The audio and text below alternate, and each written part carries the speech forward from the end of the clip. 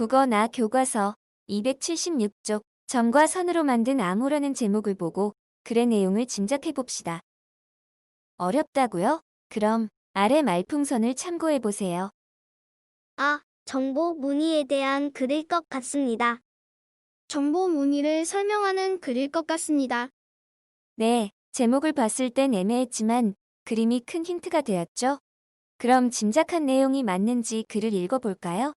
글을 읽을 땐 영상은 잠시 멈춰주세요. 다 읽었나요? 그럼 278쪽 문제를 해결해 봅시다. 글에 대한 질문을 만들어 친구들과 묻고 답해 봅시다.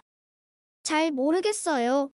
모르는 낱말을 물어도 되고, 내용을 확인하는 질문, 설명하지 않은 내용을 추론하는 질문, 글을 읽고 난 후 생각이나 느낌을 묻는 질문 등을 만들 수 있답니다.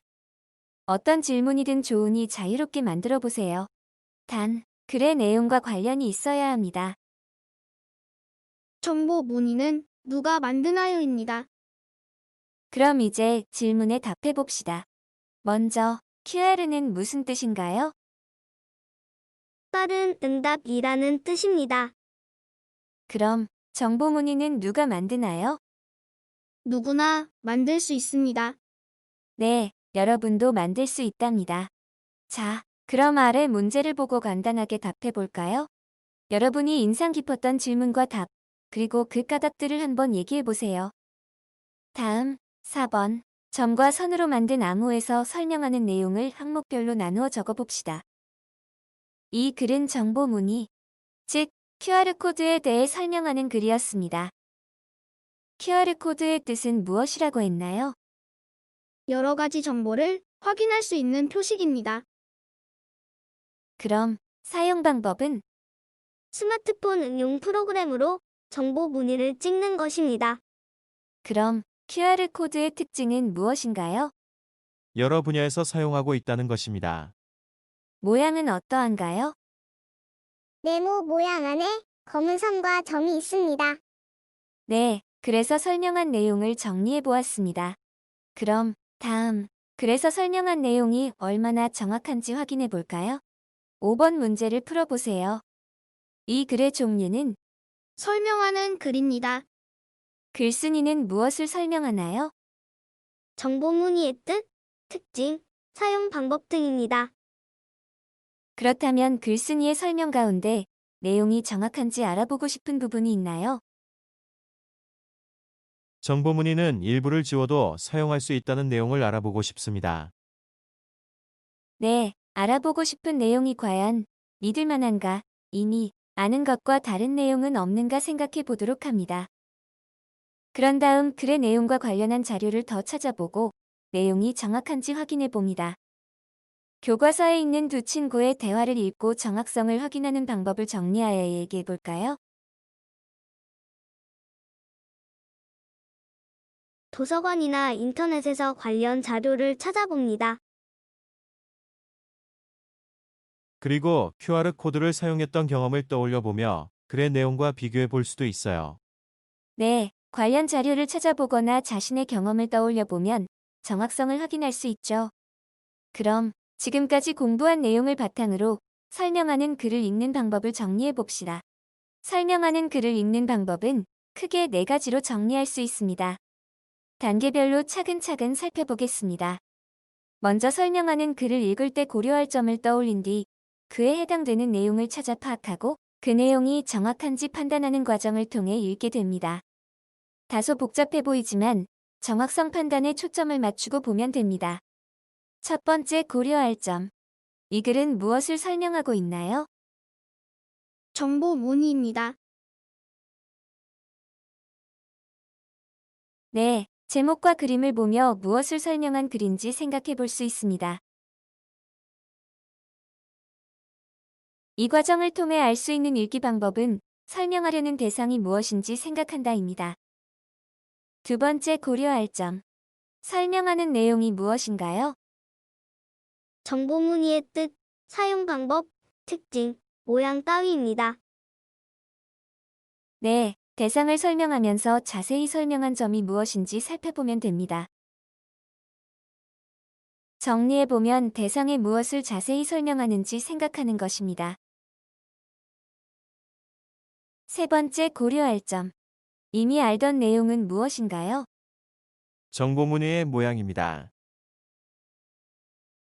네, 그것에 대해 보거나 사용해 본 경험을 떠올려 보면 정확한지 판단이 가능합니다.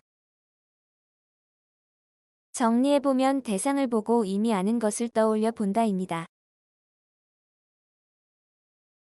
네 번째 고려할 점. 새롭게 한 내용은 무엇인가요?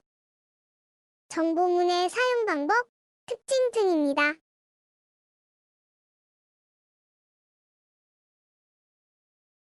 네, 정보 문의의 종류와 사용 방법 가운데에서 자신이 몰랐던 것이 무엇인지 떠올려 보면 되겠죠.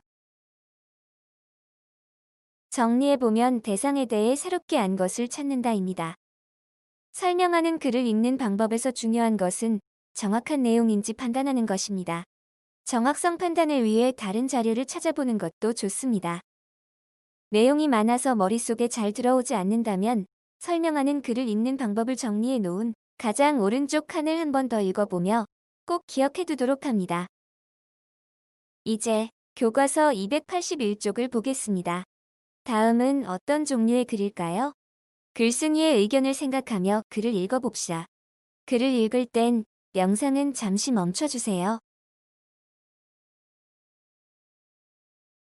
다 읽었나요? 그럼 8번 문제를 해결해 봅시다. 1번. 아래 표에는 글의 내용이 처음 가운데 끝으로 정리되어 있습니다. 가운데에 들어갈 내용은 무엇인가요?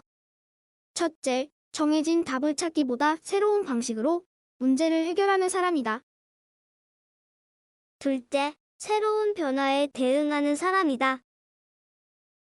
셋째, 서로 돕고 존중하는 사람이다. 네, 미래 사회에 필요한 사람에 대한 글쓴이의 주장이 담긴 부분이죠. 그럼 다음, 글쓴이의 주장에 따른 근거가 알맞은지 얘기해 봅시다. 미래에 잘 살려면 어떤 사람이 돼야 할까? 새로운 방식으로만 문제를 해결해야 할까? 서로 돕고 다른 사람을 존중하는 태도가 필요한 까닭이 무엇일까? 글쓴이의 주장에 대해 여러분은 어떻게 생각하는지 얘기해 볼까요? 자신의 생각을 말하기 위해 우선 글쓴이의 주장에 동의하는지 혹은 그렇지 않은지 생각해 봅니다. 그리고 자신의 주장을 뒷받침하는 근거도 생각해 봅니다. 저는 글쓴이의 주장에 동의합니다. 미래 사회의 변화에 잘 적응하려면 사람도 그에 맞게 변화해야 하기 때문입니다. 네, 자신의 의견과 그 까닭까지 잘 얘기해 주었습니다. 그럼 이제 글쓴이의 의견이 담겨 있는 주장하는 글을 읽는 방법을 정리해 보겠습니다. 설명하는 글을 읽는 방법과 마찬가지로 읽을 때 고려할 점을 먼저 떠올리고 내용을 파악합니다. 그리고 여기에서는 정확성이 아닌 내용의 타당성을 판단하는 과정을 거칩니다. 즉, 글쓴이의 주장과 근거가 알맞은지 생각해 보는 것이죠. 5가지 고려할 점을 차근차근 살펴보며 주장하는 글을 읽는 방법을 정리합시다. 첫째, 글쓴이의 주장은 무엇인가요? 미래 사회에 필요한 사람이 되자는 것입니다. 네, 그 주장에서 무엇을 강조하는지 살펴보도록 합니다. 정리해보면 글쓴이의 주장을 파악한다입니다. 두 번째 고려할 점. 주장을 뒷받침하는 근거는 무엇인가요? 미래 사회에 필요한 사람이 갖추어야 할 것은 무엇일까입니다. 네, 글쓴이의 의견이 옳다고 하는 까닭이 무엇인지 살펴보도록 합니다.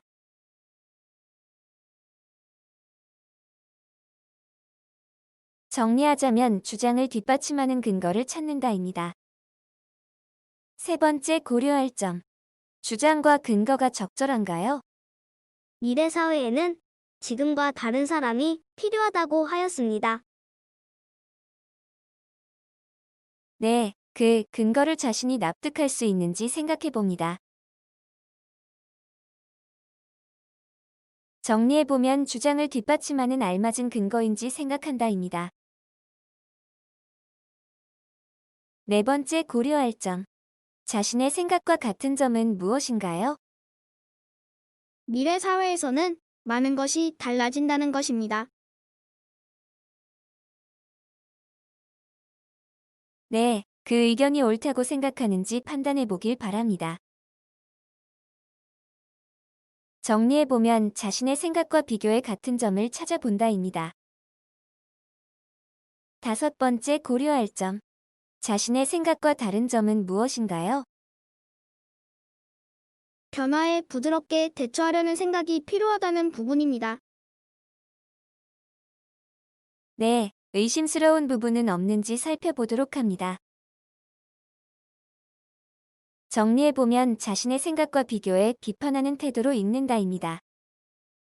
주장하는 글을 읽는 방법을 요약하면 먼저 글쓴이의 주장과 근거를 파악하고 타당한 근거인지 그리고 자신의 생각과 같은 점과 다른 점을 찾아 비판적인 태도로 읽기라고 할 수 있습니다. 가장 중요한 점은 타당성 판단하기입니다. 그럼 오늘 배운 설명하는 글과 주장하는 글의 읽기 방법을 함께 정리해 볼까요? 설명하는 글은 내용을 이해하고 설명이 맞는지 알아보며 읽습니다. 주장하는 글은 주장에 따른 근거가 알맞은지 생각하며 글쓴이의 주장을 비판하는 태도로 읽습니다. 그럼 각각의 글에서는 무엇을 판단하는 것이 중요할까요? 설명하는 글에서는 정확성을 판단하는 것이 중요해요. 주장하는 글에서는 타당성을 판단하는 것이 중요해요. 네, 글의 종류에 따라 어떤 부분에 초점을 맞춰 읽는지 알았죠? 잘 기억해 주세요. 오늘도 수고하셨습니다. 시원하게 하루를 마무리하길 바라며 우리는 다음 국어 시간에 만나요. 뿅!